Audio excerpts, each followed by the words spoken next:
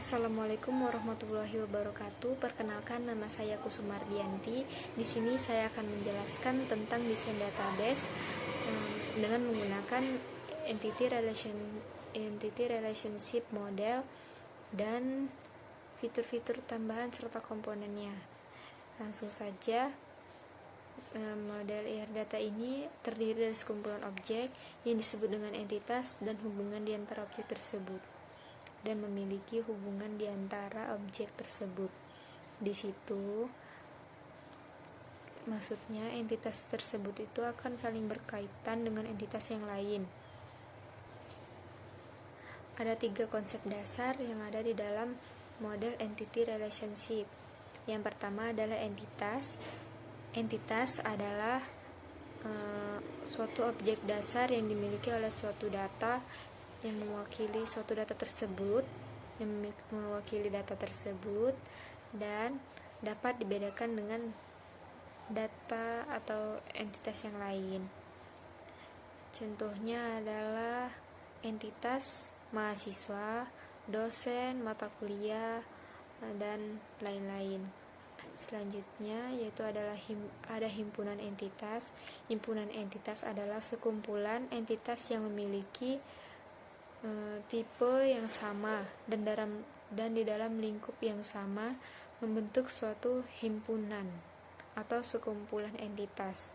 Contohnya, sekumpulan orang yang menjadi mahasiswa di suatu perguruan tinggi dapat didefinisikan sebagai himpunan entitas mahasiswa.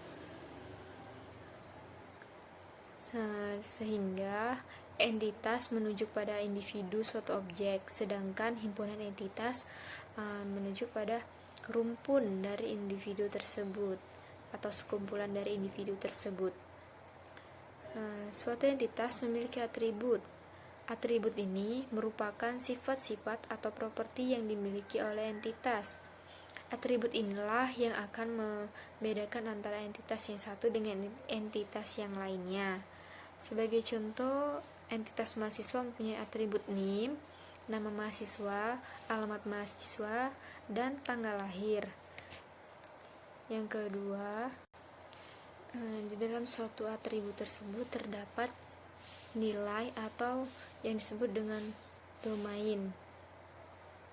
Domain dari atribut nama mahasiswa dapat berupa himpunan yang telah ditentukan. Dengan demikian, suatu basis data terdiri dari sekumpulan himpunan entitas yang masing-masing terdiri dari sejumlah entitas dengan tipe yang sama, sehingga suatu atribut dari suatu himpunan entitas merupakan suatu fungsi pemetaan dari himpunan entitas ke domain.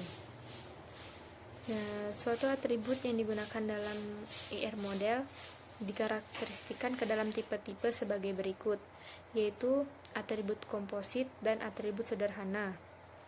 Atribut komposit adalah atribut yang dapat diuraikan menjadi beberapa subatribut. Misalnya atribut alamat mahasiswa. Di dalam alamat mahasiswa tersebut terdapat nilai di dalam atribut mahasiswa itu ada alamat mahasiswa itu terdapat nama jalan, kode pos, kecamatan, kabupaten, atau provinsi, misalnya seperti itu. Dan atribut sederhana adalah atribut yang tidak dapat diuraikan menjadi subatribut atau menjadi atribut yang lain. Misalnya cuma satu, namanya nama, atau misalnya NIM, dia NIM bisa juga. Itulah. Yang kedua yaitu atribut bernilai tunggal atau single value attribute, dan atribut bernilai banyak atau yang disebut dengan multi value attribute. Atribut bernilai tunggal ditujukan pada atribut yang mempunyai paling banyak satu nilai untuk setiap basis data. Pada contoh yang sebelumnya saya sebutkan, itu dalam entitas mahasiswa yang terdapat kode NIM, nama dan alamat serta tanggal lahir dari mahasiswa tersebut itu merupakan atribut bernilai tunggal. Sedangkan atribut bernilai banyak adalah atribut yang bernilai banyak itu ditujukan pada atribut yang berisi lebih dari satu nilai, tetapi mempunyai jenis yang sama. Contohnya,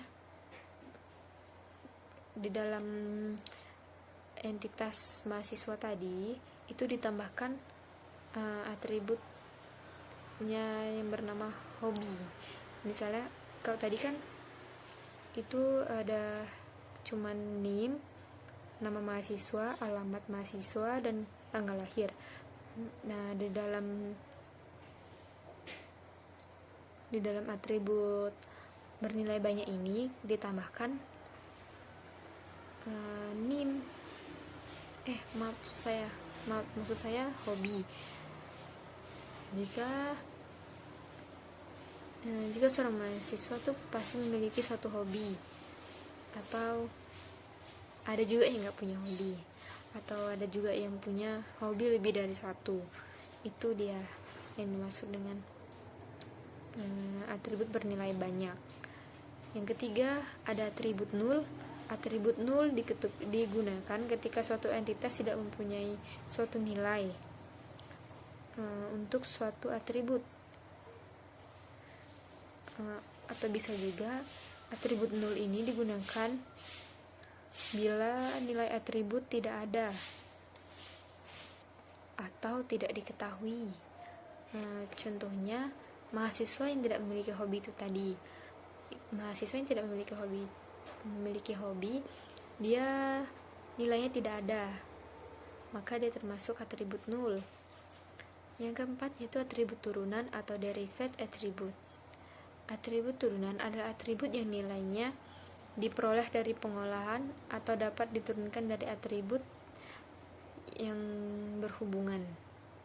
Contohnya, penambahan atribut angkatan di dalam entitas mahasiswa.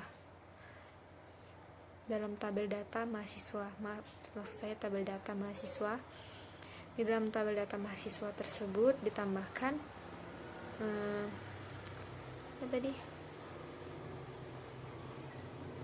angkatan. Nah, nilai angkatan atribut itu diketahui dari NIM mahasiswa. Jadi di dalam NIM mahasiswa itu dapat kita tahu itu dia itu angkatan keberapa. Jadi itu tadi tentang entitas. Selanjutnya adalah relasi atau relationship dan himpunan relationship atau relationship set. Relasi itu menunjukkan adanya hubungan antara entitas yang satu dengan entitas yang lain dengan tempat yang berbeda ya. Misalnya seorang mahasiswa dengan NIM 1822052 dengan nama Kusuma misalnya, itu adalah data yang ada di tabel mahasiswa, mempunyai relasi dengan entitas yang lain dari entitas mata kuliah yang menunjukkan kode mata kuliahnya, misalnya KOM 144 dan nama mata kuliahnya algoritma. Maka di dalam relasi itu terdapat artian bahwa mahasiswa tersebut sedang mengambil mata kuliah tersebut. Sedangkan kumpulan semua relasi yang ada dalam entitas itu terdapat himpunan entitas yang membentuk suatu himpunan relasi. Setelah relasi, kita lanjut ke kardinalitas atau kardinalitas relasi atau mapping kardinalitas. Di dalam kardinalitas ini merupakan jumlah maksimum entitas di mana entitas tersebut dapat berelasi dengan entitas dengan himpunan entitas yang lain. Di dalam kardinalitas ini terdapat himpunan, ada empat macam himpunan. Oke, yang pertama itu one to one atau satu ke satu. Dalam entitas misalnya yang digambarkan yaitu entitas A dan entitas B. Di dalam entitas A itu hanya memiliki satu pasangan di entitas B, jadi tidak boleh dua. Misalnya di dalam entitas A itu terdapat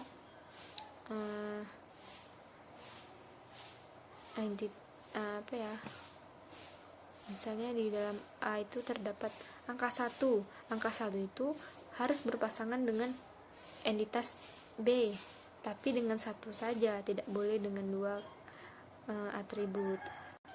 Yang kedua adalah satu ke banyak atau one to many.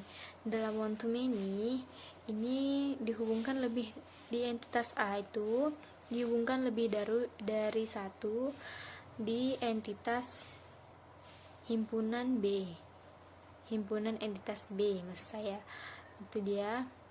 Jadi yang ada di dalam himpunan B itu hanya bisa satu pasangannya, sedangkan di himpunan A itu boleh dua. Ya, ada one to many, many to one. Many to one itu di dalam entitas A itu dihubungkan dengan paling banyak satu entitas saja dalam himpunan B, dan entitas dalam himpunan B dapat dihubungkan lebih dari satu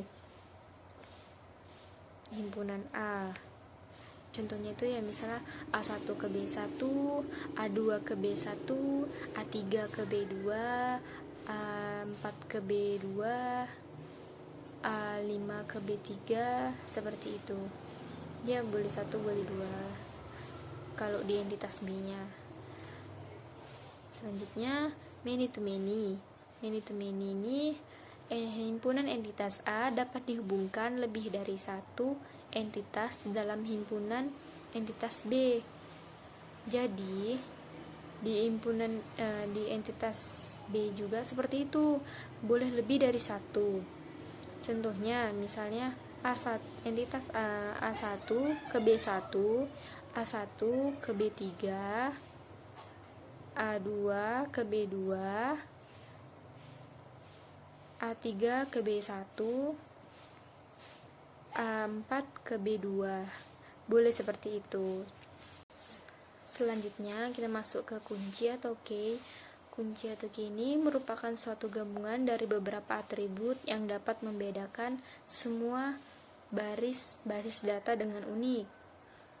Jika suatu atribut menjadi kunci, maka tidak boleh ada dua lebih basis data dengan nilai yang sama. Terdapat 3 macam kunci atau key. Yang pertama adalah super key. Super key merupakan suatu himpunan yang terdiri dari satu atau lebih atribut yang dapat membedakan setiap basis data dengan unik. Nah, contohnya yaitu NIM, nama mahasiswa, alamat mahasiswa, dan tanggal lahir, serta NIM, nama mahasiswa, alamat mahasiswa, ada juga NIM, nama mahasiswa, atau nama mahasiswa atau NIM saja. Yang kedua adalah kandidat key, merupakan himpunan atribut minimal yang dapat membedakan setiap baris data dengan unik dan dalam sebuah tabel. Contohnya adalah NIM atau nama mahasiswa. Yang ketiga yaitu ada primary key. Primary key ini merupakan kunci yang paling unik dan lebih ringkas, jadi dia lebih sering dijadikan acuan daripada jenis kunci yang lain. Primary key ini didapat dari salah satu kandidat key. Jadi contohnya itu yang paling tepat di antara NIM dan nama, maka primary key-nya adalah NIM karena dia lebih khusus atau lebih unik daripada atribut yang lain. Selanjutnya kita akan membahas diagram entity relationship atau diagram IR. Dalam suatu database itu akan digambarkan dengan komponen-komponennya yang ada di dalam diagram IR. persegi panjang. Persegi panjang itu menggambarkan himpunan entitas, sedangkan elips itu menggambarkan atribut. Tapi jika dia menggunakan atribut key, maka atau atribut kunci tadi, maka namanya itu dia digaris bawahi. Yang ketiga itu adalah belah ketupat. Belah ketupat itu menggambarkan himpunan relasi. Dalam itu ada yang menghubungkan, itu garis. Garis ini menggambarkan hubungan atribut ke entitas dan himpunan entitas ke himpunan relasi. Selanjutnya adalah kardinalitas relasi. Digambarkan dengan banyak garis atau cabang dengan pemangkaian angka. Kalau angka 1 untuk relasi 1, kalau huruf N dia digunakan untuk banyak relasi. Sebagai contoh dari relasi, yaitu adalah relasi antara himpunan entitas mahasiswa dengan himpunan mata kuliah. Himpunan relasi disebut dengan belajar. Jadi mahasiswa itu belajar mata kuliah yang telah dipilihnya. Pada relasi ini, seorang mahasiswa bisa mengambil lebih dari satu mata kuliah. Setiap mata kuliah dapat diambil lebih dari satu mahasiswa. Jadi kalau misalnya ada gambar itu kan lebih enak. Maaf, karena saya gak bisa nunjukin gambarnya. Jadi saya jelaskan aja. Di sini ada mahasiswa memiliki atribut kunci berupa NIM serta atribut-atribut yang lain, yaitu nama mahasiswa, alamat mahasiswa, dan tanggal lahir.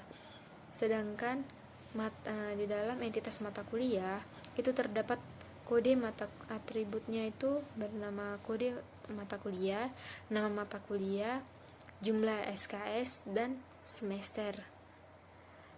Setelah itu relasinya kita buat di sini belajar. Mahasiswa belajar mata kuliah tertentu yang telah dipilihnya. Di dalam di dalam relasi belajar ini terdapat atribut, yaitu NIM yang sebagai primary key-nya dan kode mata kuliah serta nilai. Jadi mahasiswa yang belajar dengan mata kuliah tertentu akan mendapatkan nilai dari hasil proses belajarnya. Selanjutnya ada himpunan entitas lemah, yaitu tidak memiliki atribut yang berfungsi sebagai primary key, maka dia disebut entitas lemah. Himpunan entitas lemah berisi entitas yang kemunculannya tergantung pada keberadaannya. Dalam sebuah relasi terdapat entitas lain yang lebih kuat. Contohnya itu seperti pada tabel mahasiswa, dilengkapi dengan entitas baru. Entitas barunya itu yaitu hobi. Maka hobi itu adalah himpunan entitas yang lemah ketimbang belajar atau belajar tadi ya. Kalau misalnya himpunan entitas lemah itu digambarkan dengan kotak persegi, tapi dia ganda, ibaratnya dia perseginya itu di double gitu ya, karena keberadaannya tergantung pada relasi dengan entitas yang tak ada pada himpunan entitas mahasiswa. Selanjutnya saya akan menjelaskan tentang spesialisasi dan generalisasi. Suatu himpunan entitas mungkin mempunyai subkelompok entitas yang berbeda dari entitas yang lain pada himpunan. Subhimpunan yang berada dalam himpunan entitas mungkin mempunyai atribut yang tidak dimiliki oleh semua entitas di dalam himpunan entitas tersebut. Contohnya itu misalnya himpunan entitas dosen dibagi menjadi dua, yaitu dosen tetap dan dosen tidak tetap. Himpunan entitas dosen bisa memiliki atribut NIP, golongan, pangkat, dan tanggal masuk. Sedangkan untuk dosen tidak tetap, atribut itu tidak diperlukan. Jadi, karena adanya perbedaan tersebut menyebabkan entitas dosen tidak mungkin disatukan dalam satu himpunan entitas. Dari suatu himpunan entitas dilakukan pengelompokan yang membentuk suatu himpunan entitas yang baru, atau disebut dengan proses top down, disebut juga dengan proses spesialisasi. Itulah proses spesialisasi. Sedangkan generalisasi adalah kebalikan dari spesialisasi.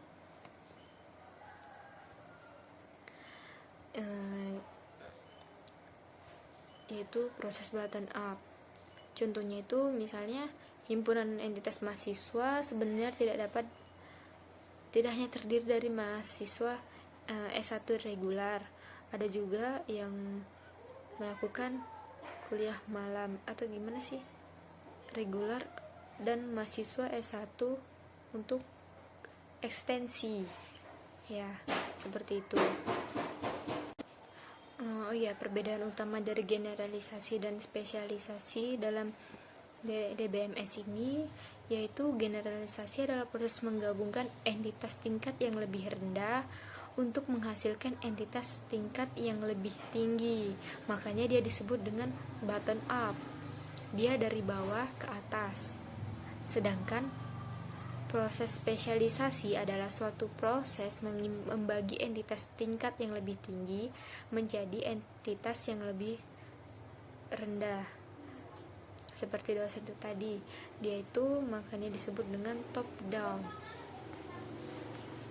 Selanjutnya kita masuk ke pembahasan agregasi. Agregasi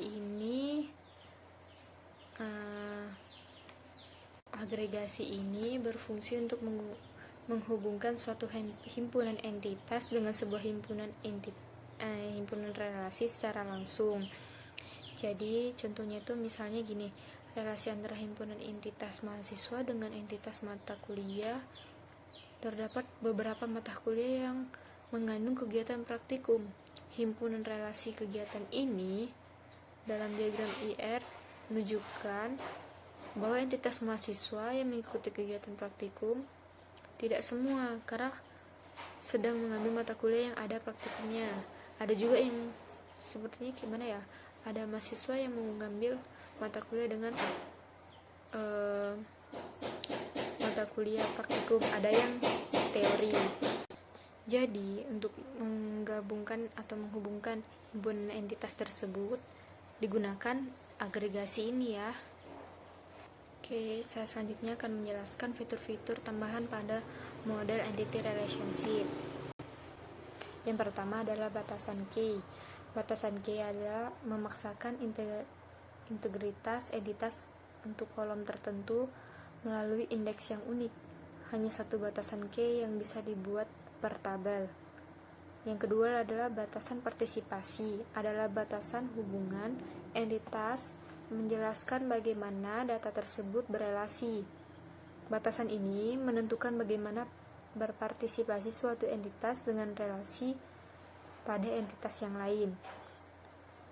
Yang ketiga yaitu weak entity, adalah dia tidak memiliki primary key dan bergantung kepada strong entity dalam hubungan many to one. Yang keempat yaitu adalah hierarki kelas. Suatu kelas dapat dibuat sebagai kelas yang benar-benar baru dan dapat dibentuk dari kelas yang sudah ada. Jadi dia boleh buat yang baru atau yang menggunakan kelas yang lama. Itu tadi agregasi, itu mendapatkan nilai dari sekumpulan data yang telah dikelompokkan. Data didasarkan pada kolom atau kombinasi kolom yang dipilih. Oke, itu saja dari saya. Itu saja dari saya. Lebih dan kurang saya mohon maaf. Wabillahi taufiq wal hidayah. Assalamualaikum warahmatullahi wabarakatuh.